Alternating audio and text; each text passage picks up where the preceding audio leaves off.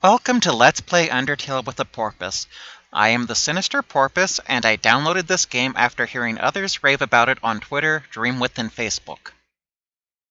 The graphics are slightly better than the old Ultima Online graphics. But what makes this game unique is its combat system. Fighting the monsters is an option in this game. You also have the option of fleeing or using diplomacy. It is one of the few role-playing games where the main character can be a total pacifist. If you decide to go through the game without engaging any of the monsters, you do not gain gold or experience. There are ways to fund this run, but you usually cannot do it the first time through. The game gives you a brief introduction to the combat system through the speech of a malicious flower. The flower tells you that what you really need to survive in the underground is love, and if you get a lot of love, it strengthens your soul. After this brief speech, the malicious flower attacks you. You are saved in the nick of time by an unknown savior. This monster, who never gets named, will show you to your new room and introduce you to your new life in the underground. She also guides you through some of the game's early puzzles. By the way, I am not entirely sure this character is a she just gives me that impression.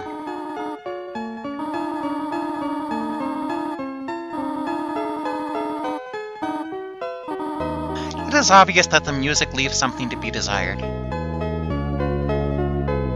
Your new friend leads you out of the dark. I don't know why, but for some reason I'm tempted to say that the warrior needs food badly.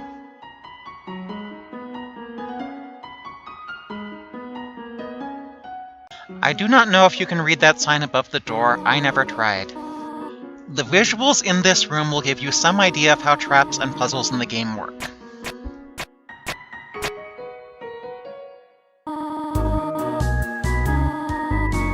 Many explanations follow as you go through the next few rooms.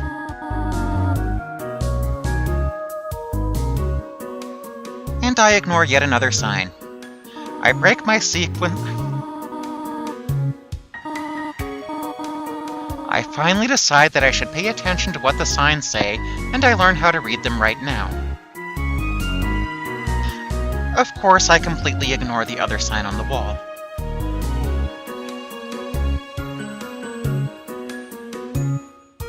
I have no idea what happens if you press the third switch. I decided that I wasn't going to press my luck.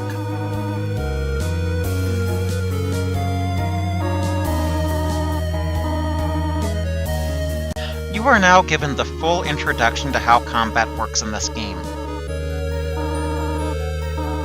You now get the full instructions of how to fight, how to flee, or how to use diplomacies on the monster. It wouldn't be a real role-playing game if you did not see a dummy that allowed you to try out your skills. Once you enter combat with the dummy, you see the Fight, Act, Item, and Mercy options. Because I think the dummy has self-esteem issues, I decide to compliment him. It reacts exactly as you would expect it to react, and I finally learned that my savior's name is Toriel. Her name probably came up far earlier, but I wasn't paying attention. We learn that there's another puzzle in this room, and we are left on our own to solve it. We are even told exactly what the puzzle will be in the next room. Remember that thing about reading signs that I mentioned? It's important. Before I can read that sign, I am attacked by a frogget, and I decide to begin my reign as a pacifist role-player. Even though the poor frog doesn't understand what I said, he runs away. If you decide to be a pacifist in this game, you should get used to seeing 0 XP and 0 gold after each encounter.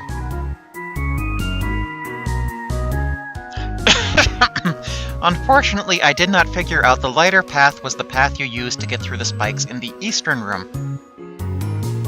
It only became obvious to me after I watched Toriel walk across the spikes. You will see me blunder about for a few more seconds before I go back to her.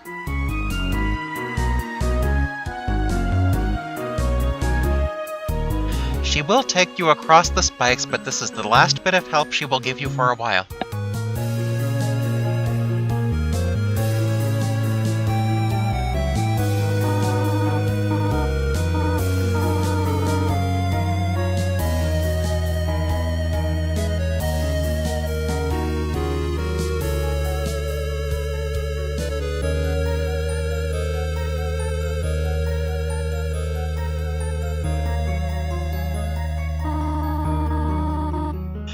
And if you noticed, she walked the same path that was in the western room.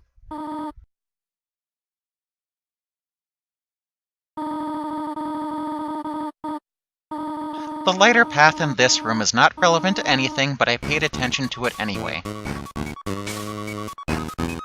Toriel, who is acting in loco parentis, leaves you for a few seconds, and I decide to walk the path carefully. I should have a few random encounters along the way. While I am going back and doing the voiceover, I notice that this seems like an endless hallway. Also, every time I look at the screen, I think of the Peanuts comic strip. I keep thinking Snoopy should be following my character around. It looks like it might be scary, but Toriel suddenly appears from behind a column. She is about to give you a cell phone, so you can call her if you get in trouble. I do not know who her service provider is, but it must be a very good one if she gets bars underground. All of this leads up to you doing the first few bits of the adventure on your own.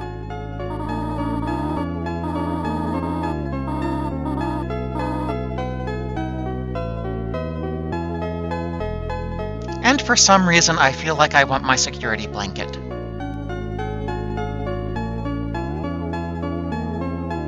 You only need to take a few steps into the next room before you get a call on your cell phone. It is Toriel calling to warn you that she has not explained all the puzzles in the next few rooms. The frogget you see on the screen is waiting patiently to attack you and puts up with the cell phone call. This is exactly what people who want to attack you do in real life.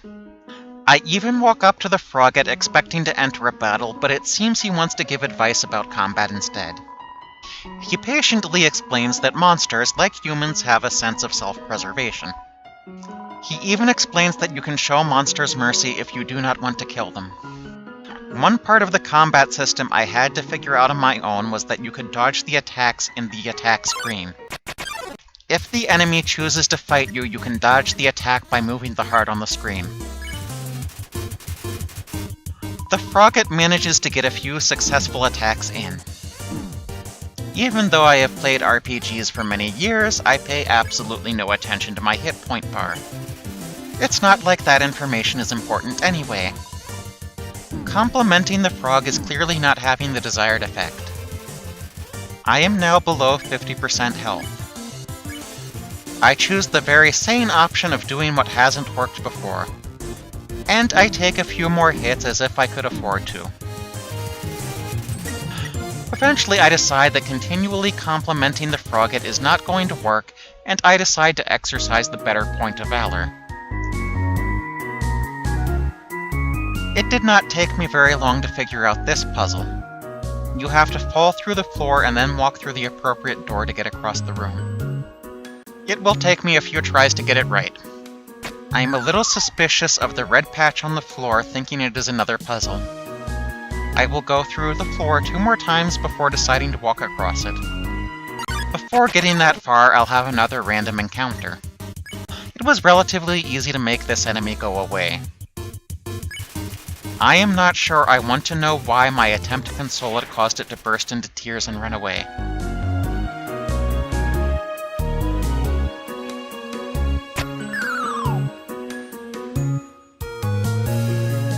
I was wrong, it only took me 1 more time to fall through the floor to get to the other side. I did not survive long enough in this playthrough to understand the point of this conversation. I do not know why she is asking me about cinnamon or butterscotch. This room contains another very simple puzzle. If Toriel ever stops calling me, I'll eventually be able to read the sign on the wall.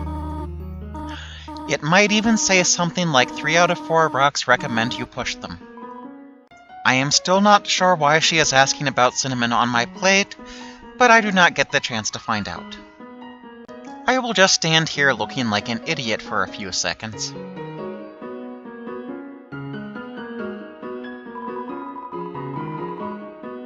The color of the rock must be important. If it weren't important, the sign wouldn't have told you it needed to be a gray rock. I did not get to finish the puzzle in this playthrough. I am attacked by another frogget with only 5 hit points remaining. I continue my strategy of complimenting the frog to see what happens. This is also where I figure out you can move to avoid an enemy's attack. I continue with the compliment option, but I think I should have gone for mercy instead. It does not matter because my game is almost over. Despite my incredibly poor coordination, I managed to dodge his attack. I cannot keep this up indefinitely, however. He chooses a different type of attack and my hit points fall to 0. The viewers and I are treated to some very cheesy, arcade-style game over music. I do not know if I would have been given the option to continue because I quit the game at this point. Thank you for watching. If you liked what you saw here, like, comment, or subscribe.